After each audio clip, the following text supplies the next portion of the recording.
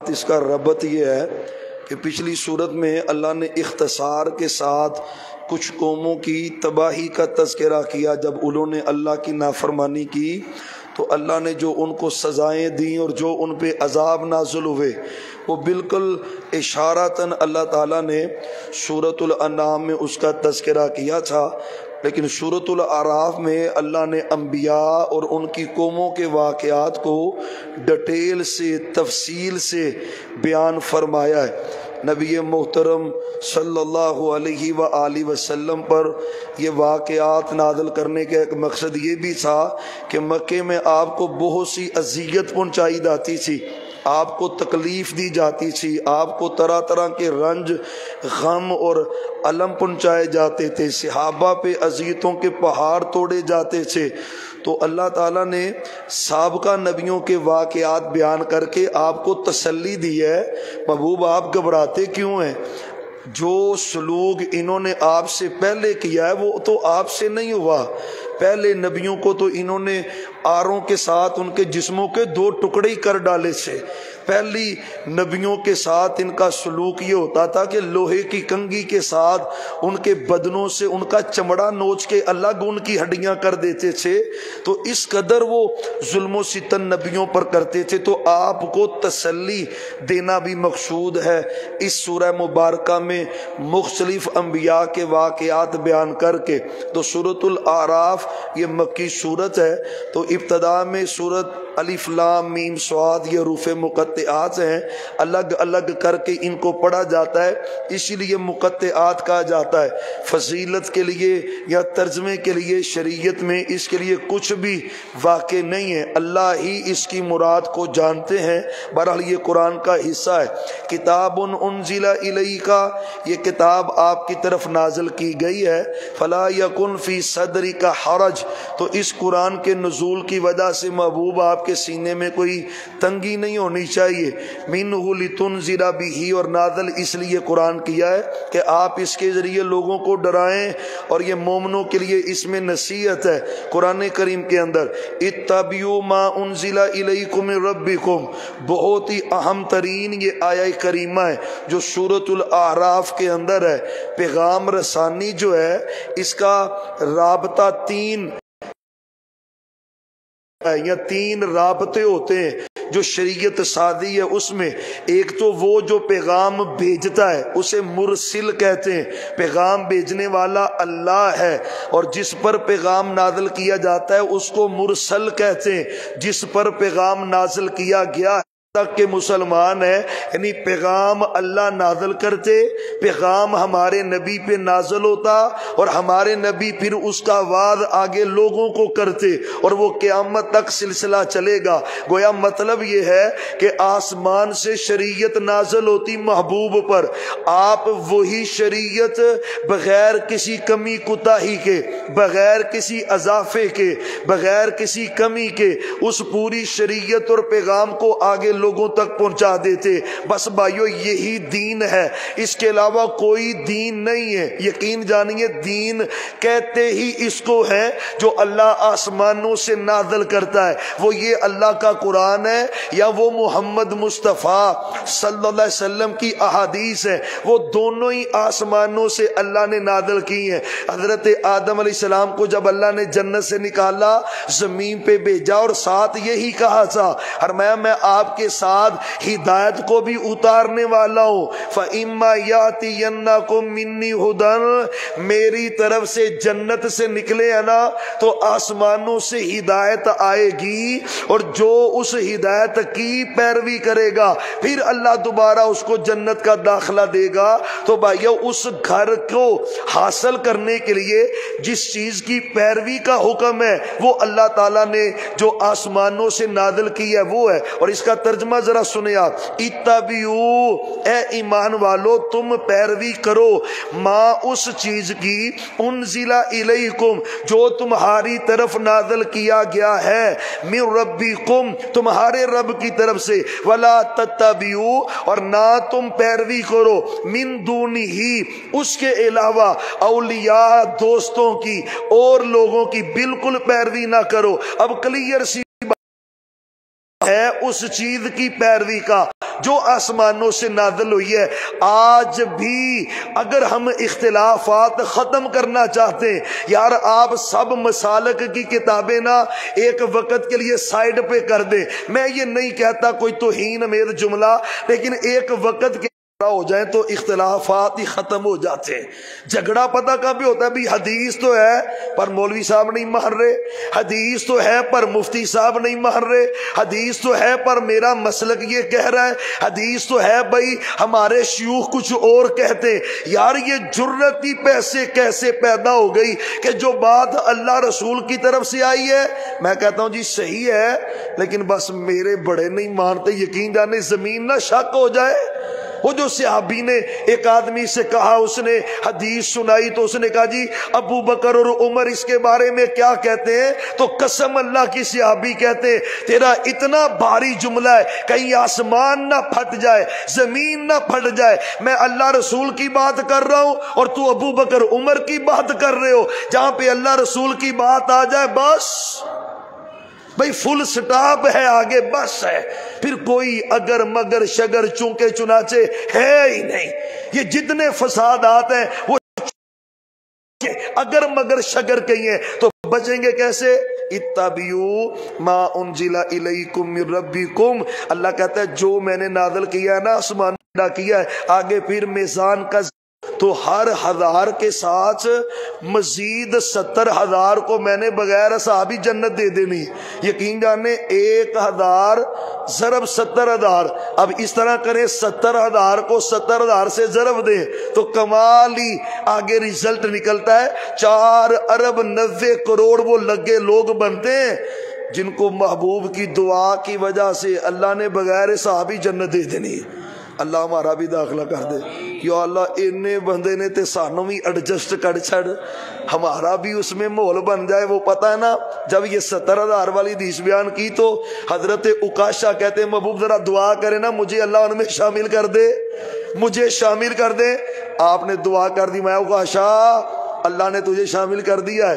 اچھا حضرت عکاشہ کی اس خواہش کو دیکھ کے ایک بندہ اور کھڑا ہوا، محبوب میرے لیے بھی دعا کریں۔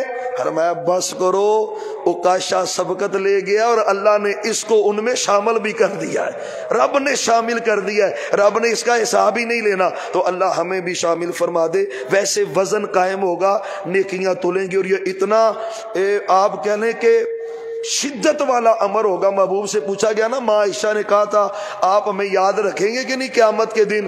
فرمایا عائشہ یاد تو رکھوں گا، لیکن 3 موقعوں پہ میں محمد بھی کسی کو یاد نہیں رکھ سکوں گا۔ اللہ صلی اللہ علیہ وسلم 3 موقعوں پہ یاد نہیں رکھ سکوں گا۔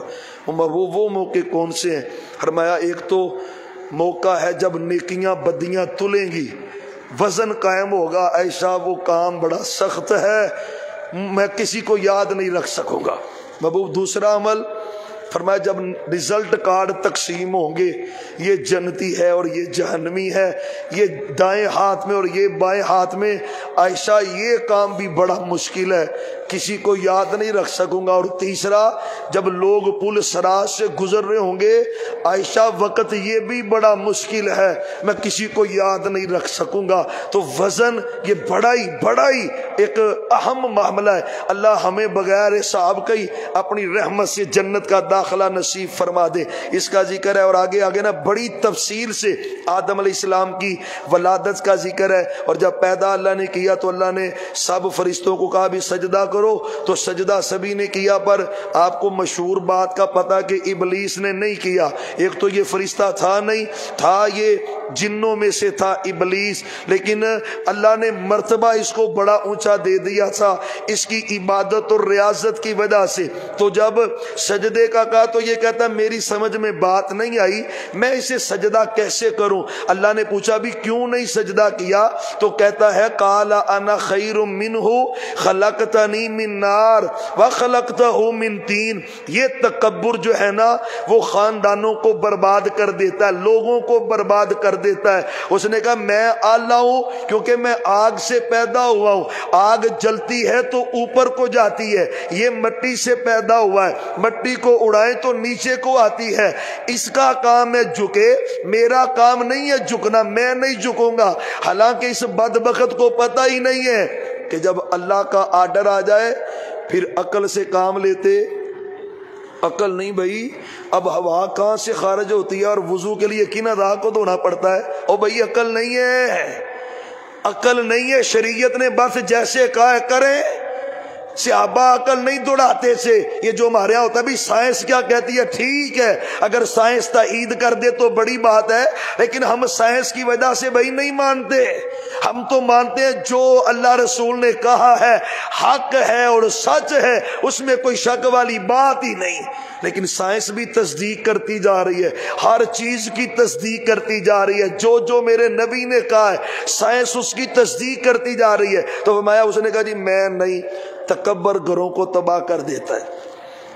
تکبر لوگوں کو، پر ابو جہل کو کون سی چیز لے کے ڈوبی ہے بھائی؟ تکبر لے کے ڈوبا۔ میں چودھری تے اللہ نے بچیاں کو مروایا، پھر انہوں بچیاں کو دو چھوٹیاں بچیاں کو تو لوائی ہوتی بھی، تیری بھی آکر ٹوٹے، تیرا علاج بھی یہی ہے۔ تو تکبر جو ہے اللہ کو پسند نہیں ہے۔ اللہ نے پھر اس کو کہا بھی نکل، کالا فاہبط منا، نکل جا یہاں سے متکبر لوگوں کا۔ فرمایا تو جنت میں تکبر کر رہا ہے تو متکبرین کی جنت میں جگہ ہی نہیں ہے۔ اور ویسے بھی تکبر اللہ کی چادر ہے، تکبر اللہ کی چادر ہے۔ جو تکبر کرتا ہے فرمایا مجھ سے وہ میری چادر چھیننے کی کوشش کرتا ہے، کہ رب سے، اللہ سے جو اس کی چادر چھینے وہ کدھر جائے گا؟ اس کا بھی حال کیا ہوگا؟ پھر رب نہیں اسے چھوڑتا۔ تو اللہ نے تکبر کا یہاں پہ تذکرہ کیا۔ نکل گیا، اس نے کہا یا اللہ مہلت دے دے۔ اللہ کہتے ہیں جا مہلت دے دی۔ اور بعد مفسر نے نقطہ بڑا پیارا لکھا ہے، فرمایا مانگنے والا ابلیس ہے، عطا کرنے والا عرش والا رب ہے۔ مانگا کس نے ہے؟ ابلیس نے۔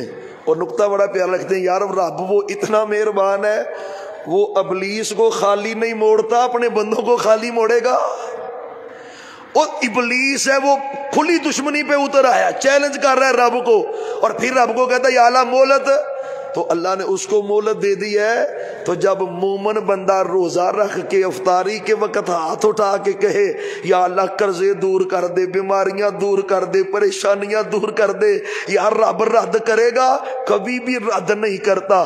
جو بندہ مانگتا ہے رب دیتا ہے، لیکن عطا کا اس کا انداز نرالا ہے۔ کبھی کبھی وہ فوراً وہی چیز دے دیتا ہے، کبھی کبھی دعا کو محفوظ کر لیتا آخرت کے لیے، کبھی کبھی اس دعا کی وجہ سے آنے والی مصیبت، پریشانی، ٹینشن، تکلیف اللہ رفع کر دیتا ہے۔ لیکن دعا مستجاب ضرور ہوتی ہے۔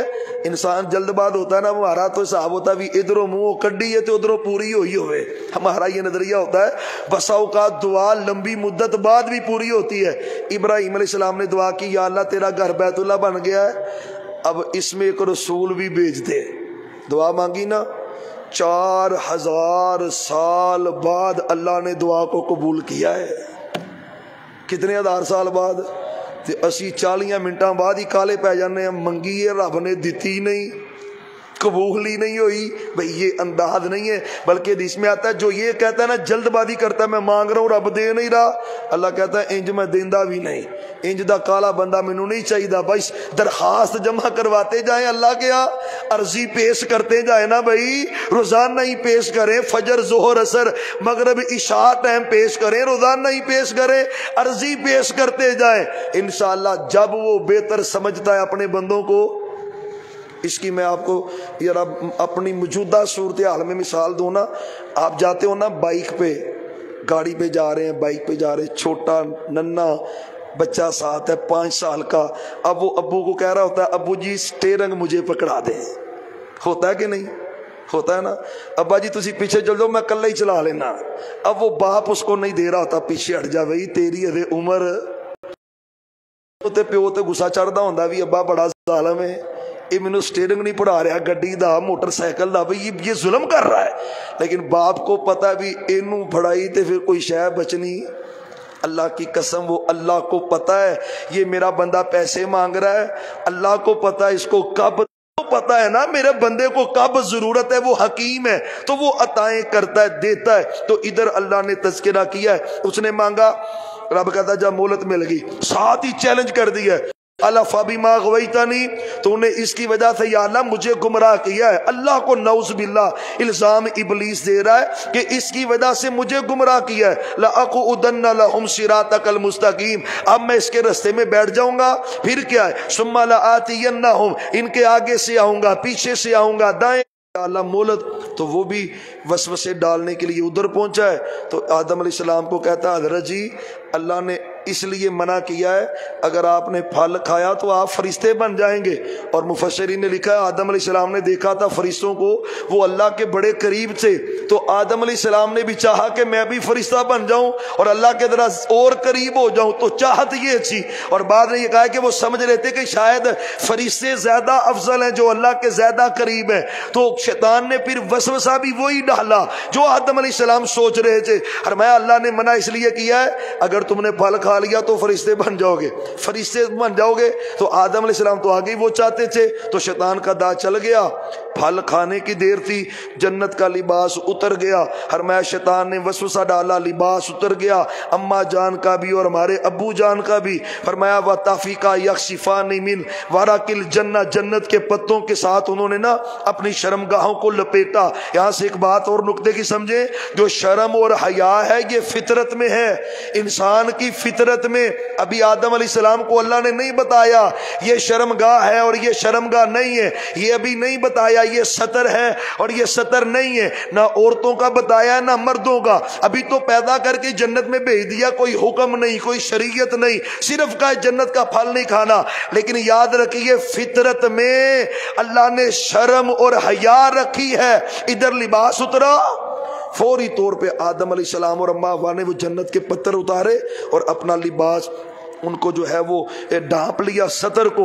تو اللہ کہتے ہیں بھی میں نے تو آپ کو منع کیا تھا، یہ کیا کر لیا ہے؟ تو آدم علیہ السلام کہتے ہیں ربنا ظلمنا انفسنا، یا اللہ ظلم ہو گیا ہے اپنی جانوں پر، تو تو ہمیں معاف فرما دے، اگر تو نے بخشا نہ معاف نہ کیا تو ہم خسارہ پانے والے میں سے ہو جائیں گے۔ بعد کہتے ہیں جب یہ دعا کر رہے تھے تو نبی علیہ السلام کا نام اللہ کے عرش کے پاس لکھا ہوا تھا، اس نام کا وسیلہ ڈالا۔ یہ جھوٹی روایت ہے بھائیو، اللہ کی قسم یہ جھوٹی روایت ہے۔ قرآن کہہ رہا ہے اللہ نے آدم علیہ السلام کو جملے سکھلائے، وہ جملے کیا ہیں؟ وہ یہ ہیں ربنا ظلمنا انفسنا وَإِلَمْ۔ کیوں جھوٹ ملاتے ہو قرآن کے ساتھ اور حدیثوں کے ساتھ؟ کوئی ایسی روایت ہے ہی نہیں، من گھڑت اور موضوع روایت ہے جو اس حوالے سے پیش کی جاتی ہے۔ اللہ کہتا ہے بس اب درخت کا پھل کھا لیا تو پھر جنت سے نکل جائیں۔ اللہ نے جنت سے نکالا، جمعے والے دن داخل ہوئے اور جمعے کے دن ہی، اور قیامت بھی قائم ہوگی تو جمعے کے دن ہی قائم ہوگی انشاءاللہ۔ پھر جب قیامت قائم ہوگی تو ہم اپنے ابا جان کے ساتھ جنت میں ضرور جائیں گے، اللہ کے فضل سے جائیں گے۔ تو اللہ نے اس کا تذکرہ کیا ہے۔ آگے اللہ نے نصیحت کی ہے، یا بنی آدم، اے آدم کی اولاد، قد انزلنا علیکم لباسا، ہم نے نازل کیا تمہارے اوپر لباس کو۔ نازل سے مراد خلق ہے، پیدا کیا تمہارے لیے لباس کو۔ نازل ہونے کا یہ مطلب نہیں ہے بھی تھانوں کے تھان یا آسمانوں سے نیچے آ رہے ہیں، لفظ یہی ہے انزلنا، ہم نے نازل کیا ہے۔ لیکن شاعری کہتے ہیں انزلنا بما خلقنا، ہم نے پیدا کیا، مطلب کیا ہے؟ آسمانوں سے پانی بھیجا ہے، تم نے کپاس بو دی، اس کے پودے لگا دیے، اللہ نے کپاس کے پھول پیدا کر دیے، وہ کپاس کے پھول پھر مشینری طرح طرح کی، اس سے پہلے کھڑیاں، ہاتھوں سے پھر وہ دھاگے بن رہے ہیں، پھر کپڑے کی بنائی ہو رہی ہے، اب مشینری ہے۔ ہمارا خلقنا، ہم نے پیدا کیا تمہارے لیے لباس، اور تم نے اس لباس کو پہننا ہے۔ اور پیدا کس لیے کیا ہے؟ لیواری، ہر لباس یواری سواتکم، تمہاری شرمگاہ کو ڈھانپنے کے لیے اللہ نے لباس کو، تو جو لباس شرمگاہ کو ڈھانپے ہی نہ اسے لباس کہتے، بس سیدھی سی بات ہے۔ جس بی بی کا لباس اس کی شرمگاہ کو، اس کے مخصوص اعضاء کو نہ ڈھانپے، اللہ کی قسم وہ لباس نہیں ہے۔ جس مرد کا لباس، اس کے کپڑے بہت باریک ہوں یا بہت ٹائٹ تنگ ہوں، جو اس طرح کا لباس ہے وہ لباس ہے ہی نہیں، وہ لباس نہیں ہے بھائی۔ یہ میں نہیں کہہ رہا کہ وہ لباس نہیں ہے، یہ محمد مصطفیٰ کہہ رہے ہیں صلی اللہ علیہ وسلم۔ آپ نے کہا ہے صحابہ قرب قیامت عورتیں آئیں گی، ہاں کاسیات عاریات یوم القیامہ، دنیا میں کپڑے پہننے والی حشر کے دن برہنہ ہوں گی. سبب یہ ہے کہ کپڑے ان کے تھے ہی نہیں. وہ بہت باریک کپڑے تھے جو جسم نمایاں کرتے تھے، یا بہت تنگ کپڑے تھے جو جسم کے اعضاء واضح کرتے تھے. یہ لباس نہیں ہے. لباس وہ ہے جو بدن کو ڈھانپ لے، اسے لباس کہتے ہیں. اور میری ماؤں، بہنوں، بیٹیوں، بچپن سے اپنی اولادوں کی تربیت، بچپن سے. اب تو کارٹون، آپ کوئی کارٹون لگا لیں، بچے جو دیکھتے ہیں نا گھروں میں، ہر گھر میں پنگا موجود ہے. اب بسا اوقات وہ دیکھیں نا آپ، تو کارٹون میں جو بچی ہوتی ہے اس کو نیم برہنہ دکھایا ہوتا ہے. بچی بنائی ہے انہوں نے، نیم برہنہ اس کو دکھایا ہے. اس کو سکلٹ ہاف پہنائی ہے، اس کی ٹانگیں برہنہ کی ہوئی ہیں. بچہ دیکھ رہا ہے، بچی دیکھ رہی ہے، یہ بچی ہے اور میں نے ایسا کل کو لباس پہننا ہے. مرد ہے، اس کو پورا لباس بنا کے لڑکے کو پیش کیا جا رہا ہے. یہ وہ معاشرہ کنورٹ کر رہا ہے اپنی تہذیب کو. ہندو کنورٹ کر رہے ہیں، یہودی عیسائی کنورٹ کر رہے ہیں، اور ایسا ہی ہو رہا ہے. اچھا آپ بازار چلے جائیں بازار، مجھے کوئی بچیوں کے سوٹ دکھائیں جن کے ساتھ دوپٹے اور چادریں ہوں. بھئی چلے جائیں سول کوارٹر روڈ پہ، یہ مین بازار میں جائیں، اسے کہیں میں نے 5 سال 8 سال بچی کا سوٹ لینا، مجھے دکھائیں. قسم اللہ کی وہ لباس دیکھیں ہے کیسا. ہم تو پہنچ چکے اس جگہ پر جہاں پہ ابلیس چاہتا تھا، پہنچ چکے. اور آپ پوچھیں نا دوپٹہ، او پاجی کیڑے زمانے چ بھجے پھر دے ہو، کیڑے زمانے چ بھجے پھر دے ہو. یہ وہ شیطان نے ابھی بچپن سے ہی قسم اللہ کی، اور پھر وہی تہذیب چلتی ہے. پھر پتہ کیا ہوتا ہے، ایک گھر میں دکھی باپ تھا نا، وہ دکھ سے کہہ رہا تھا، کہتا جی میں نے بیٹی کو کہا ہے بیٹی یہ تیرا لباس یہ اچھا نہیں ہے، یہ اخلاق اور حیا والا نہیں ہے. تے گوتی آندی ہے تانوں چنگا نہیں لگدا تے تسی کیوں ویندے ہو. قسم اللہ کی جب بچپن سے تربیت نہیں کرو گے تو پھر تو رزلٹ یہ آئے گا، پھر یہ رزلٹ آئے گا. تو اللہ کہتا ہے لباس اس لیے نازل کیا ہے کہ تم اپنی شرمگاہوں کو ڈھانپو، ان کو ڈھانپو. اور یہ زینت بھی ہے، لباس زینت ہے، بیوٹیفل لگتا ہے نا بندہ. اور اللہ نے پہننے سے منع نہیں کیا، وَلِبَاسُ التَّقْوَىٰ، تقوی والا لباس پہنو. بعد نے کہا بھی تقوی والا لباس جو صوفی پہنتے ہیں نا، انہوں نے کہا بھی گرمیوں میں بھی کھدر پہنو، سردیوں میں بھی کھدر پہنو، وہ کھدر ہی پہننا چاہیے، یہ تقوی والا لباس ہے. بھائی ایسی کوئی بات نہیں ہے. نبی محترم نے عمدہ سے عمدہ لباس بھی پہنا ہے. ہاں عمدہ لباس، عمدہ یمنی عمدہ لباس میرے پیغمبر نے پہنا ہے. مطلب کیا ہے، عمدہ پہنو، لیکن عمدہ پہن کے تکبر کرنا، عاجزی سے رہنا ہے. اچھا کھاؤ، اچھا پیو، اچھا موبائل رکھو، اچھے سوٹ پہنو، اچھی جوتی پہنو. رب بھائی منع نہیں کرتا نا. صحابی نے کہا تھا وہ میرا دل کرتا ہے ان یکونا، کہ میرا جوتا بھی خوبصورت ہو اور میرا لباس بھی خوبصورت ہو، میرا دل کرتا ہے. تو میں پہنا کر، ان اللہ جمیل یحب الجمال، اللہ بڑا ہی خوبصورت ہے، اور جو ویل ڈریس ہو کے رہتا ہے نا اللہ اس کو بڑا ہی پسند کرتا ہے. خوبصورتی کو اللہ پسند کرتا ہے، تو منع نہیں ہے. لیکن یہ نہیں بھی چندہ سوٹ پایا تو ہن کسی دی اکھ نہ اکھی نہیں ملاؤن ڈیا، کسی نہ سلام ہی نہیں لین ڈیا، تکبر کر رہا ہے، لوگوں کو حقیر سمجھ رہا ہے. یہ بھائی تکبر ہے، اس سے اللہ منع کرتے. تو اس کا تذکرہ ہے. اللہ کہتا ہے ایمان والو، کہیں یا بنی آدم ہے، آدم کے بیٹو، لا یفتننکم الشیطان، شیطان تمہیں فتنے میں مبتلا نہ کر دے. کیسے؟ وہ تم سے تمہارا لباس چھینے گا. او بھائیو قرآن ہے، آج وقت کی آج کی جو کنڈیشن ہے، آپ ٹی وی دیکھ لیں، نیوز دیکھ لیں، آپ ڈرامے دیکھ لیں، آپ کوئی اس کی مشہوری دیکھ لیں، جو کچھ بھی ہے، اور شیطان کی یہ بات پوری ہے.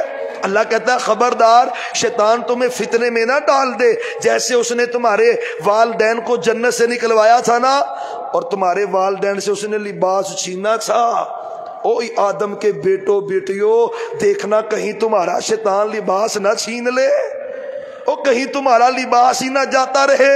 شادیاں دیکھو ہمارے مسلمانوں کیاں، اور پھر وہاں سے حاجی صاحب نکل رہے ہوتے ہیں جو ماشاءاللہ 5 وقت کے نمازی ہیں، اور ان کے ساتھ लेडीज जिस अंदाज से निकल रही होती हैं, कसम अल्लाह की सारे शर्म से झुक गए होते हैं। माजरत से तलख बातें हैं लेकिन सच्ची हैं जो माशरे में हो रहा है। तो मैं शैतान कहीं तुम्हारा लिबास ना छीन ले तुझसे, वो तुम्हें लियुरियाहुमा सव्वातिहिमा, वो ताकि शर्मगाह एक दूसरे की दिखाए एक दूसरे को, और वो और उसका कबीला यानी शैतान की जमात तो चाहते ही हैं। अल्लाह ने इसका तज़किरा किया है। आगे चलते हुए मजीद अल्लाह ताला ने मुख्तलिफ इख्तिसार के साथ कौमों के तज़किरे फरमाए हैं, और फिर जन्नत और जहन्नम का भी इख्तिसार से जिक्र किया है। और मैं कुछ लोग वो हैं जिन्होंने अल्लाह की आयत को जुटलाया है और तकब्बुर किया है। ला तुफत्तहु लहुम अबवाबुस समाई, जब ये मरते हैं ना, अल्लाह कहता है इनके लिए मैं आसमान के दरवाजे नहीं खोलता।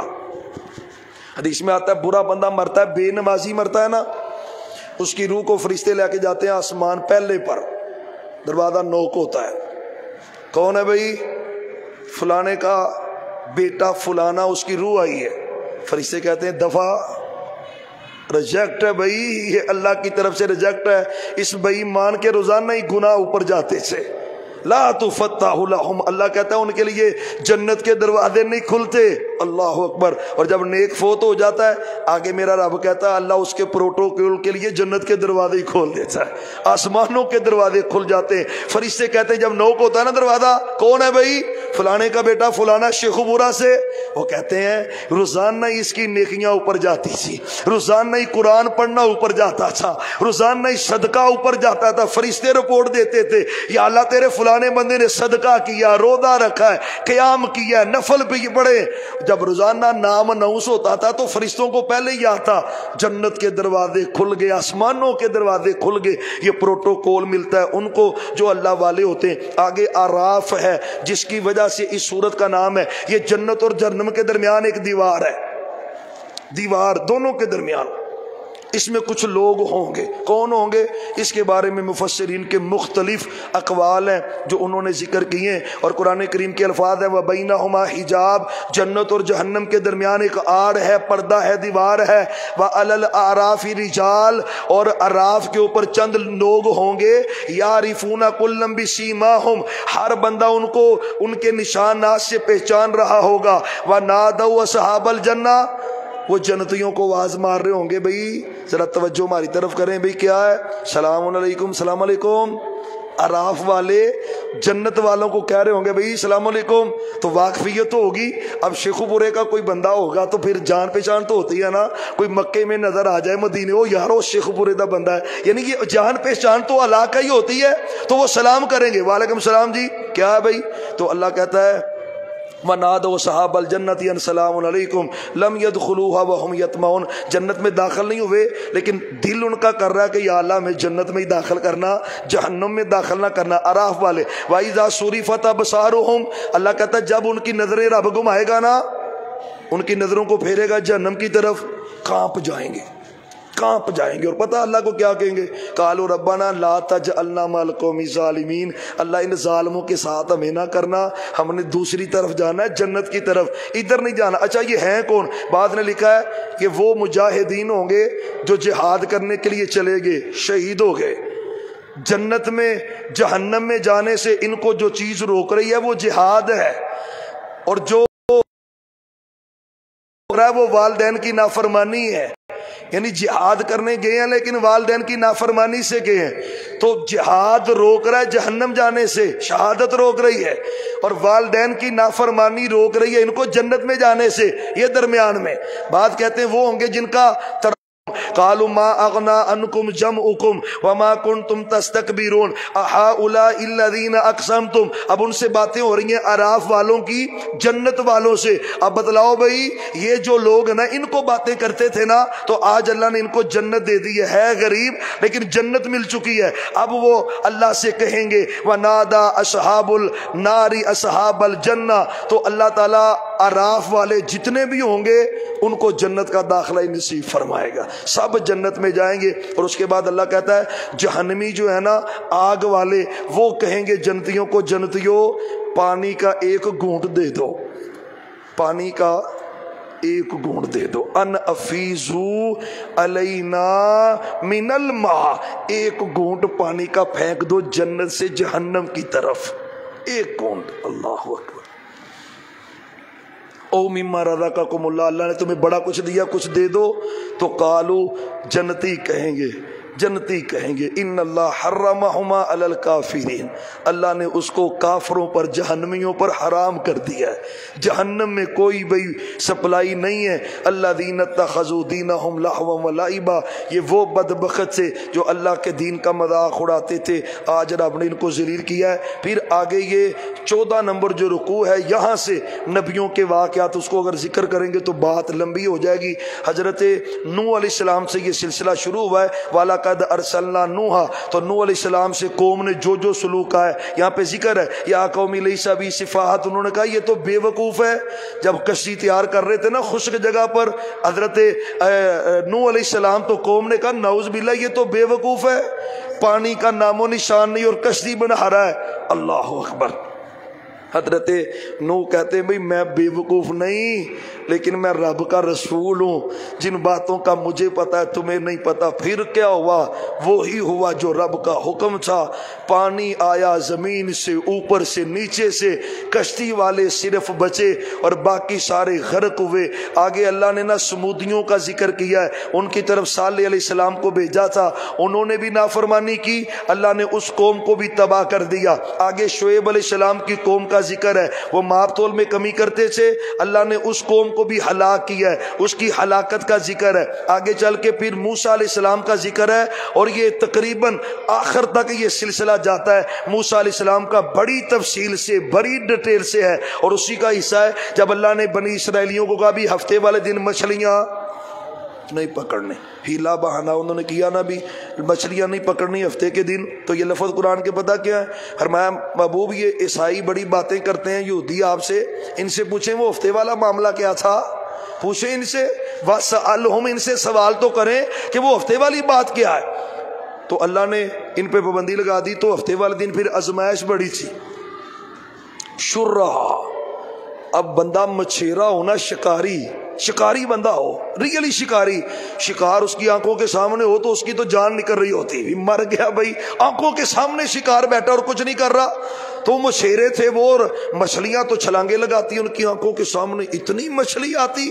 اچھا ہفتہ ختم تھے، مچھلیاں بھی 1 دن 2 دن 3 دن چند دن گزرے نا، صبر ختم ہو گیا. شیطان آیا، اس نے کہا بھی اب کیا کرنا ہے، اس میں نصیحت بڑی زیادہ اس واقعے میں، اور اسی پہ بات ختم کرتے ہیں. تو شیطان آ گیا، اس نے کبھی اللہ نے ہفتے کو منع کیا نا، تو اس نہر دریا کے کنارے پہ بڑے بڑے کھڑے گڑھے کھودو، مچھلیاں پکڑو ہفتے کو اور گڑھے میں داخل کر دو، اور سوموار منگل کو آ کے اٹھا کے لے جانا. ہفتے کو منع کیا نا، تو ہفتے نے تم کون سا ہفتے کو گھر لے کے گئے ہو. اب 3 گروہ بن گئے. کتنے؟ ایک وہ جس نے یہ جرم کیا، ایک وہ گروہ، دوسرا گروہ جو ان کو روکنے لگ پڑا بھی یہ اللہ کی نافرمانی. ٹھیکیدار امن کے بھی جتھے کوئی لگا رہندے ہو، وہ کہنے لگ پڑے بھی تمہیں کیا پرابلم ہے، تم کیوں روک رہے ہو ان کو، کیوں منع کر رہے ہو ان کو. اور جو منع کرتے تھے وہ پتہ کیا کہتے ہیں؟ اللہ مخلقہم او معذبہم عذابا شدیدا، اللہ ان کو ہلاک کرے، اللہ عذاب دے یا نہ دے، تمہیں کیا پرابلم ہے. اب وہ جو روکتے تھے وہ کیا کہتے ہیں؟ کہتے ہیں قالوا معذرۃ الی ربکم. اور بھائیو خدا کا واسطہ ہے، اس واقعے میں بڑی نصیحت ہے. یہ نہ کہا کریں بھی میری دوستی ہے اور میں نے دوستی میں کبھی دین کی بات ہی نہیں کی، نہ کہا کریں، کہیں یہ دوستی گرے بان نہ پکڑ لے قیامت کے دن آپ کا. تو وہ کہہ رہے ہیں بھئی ہم قالوا معذرۃ الی ربکم، ہم اس لیے روک رہے ہیں، اللہ نے ہم کو قیامت کو پوچھنا ہے بھئی تمہارے سامنے یہ جرم ہوا تھا، تم نے کیا کیا ہے. تو ہم اللہ سے کہیں گے یا اللہ ہم نے روکا تھا، ہم نے روکا تھا، ہم نے منع کیا تھا. تو والا اللہم یتقون، شاید ہماری بات ان کے دل پہ اثر کر جائے اور وہ اس نافرمانی سے ہی بعد آ جائیں. یہ بھی ہو سکتا ہے. فلما نسوا ما، اب رزلٹ آنے لگا اللہ کی طرف سے، یعنی 3 طبقے بن گئے، ایک روکنے والا، ایک گناہ کرنے والا، ایک کہتا ہے بھی جتھے کوئی لگا رہندے ہو، یعنی اپنا چھوڑو نہ، کسی کا چھیڑو نہ. اللہ کہتا ہے فلما نسوا ما ذکروا بہ، جب انہوں نے بلا دیا ہماری نصیحت کو، انجینا الذین ینہون عن السوء، 2 طبقے رب نے تباہ کر دیے. ایک کو اللہ نے بچایا ہے۔ بھائیو قرآن کہتا ہے وہ لوگ بچے جو برائی سے روکتے تھے اور جو کہتے تھے نا بھی جو مرضی کرتا رہے ہمیں پرواہ نہیں، اللہ نے ان کو بھی ہلاک کیا ہے اور ان کو بھی ہلاک کیا جو جرم کرتے تھے۔ بھائیو خدا رہا کسی مجلس میں بیٹھے ہوں اور اس میں اللہ کی نافرمانی ہو تو بول پڑا کریں اللہ کے لیے، کل کو اللہ پوچھے گا تو آپ کہنے والے تو بنیں گے یا اللہ میں نے کہا تھا، میں نے منع کیا تھا، مجلس کا حصہ بنا تھا، میں نے ان کو روکا تھا۔ اور اگر وہ برائی سے نہ رکے پھر اس مجلس میں بیٹھنا، پھر اس برات دی روٹی کھانی حاجی صاحب نہیں کھانی، نمازی صاحب اللہ کی قسم نہیں کھانی۔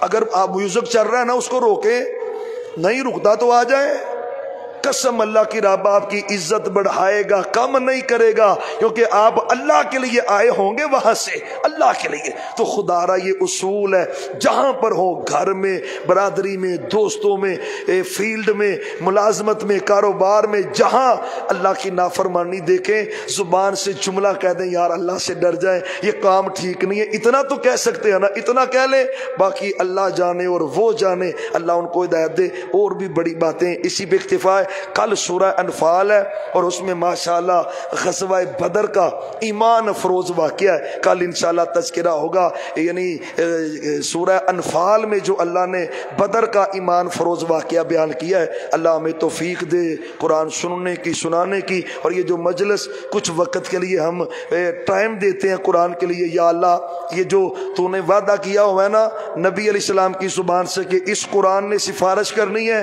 اللہ تجھے پتہ ہے، تجھے راضی کرنے کے لیے اور اس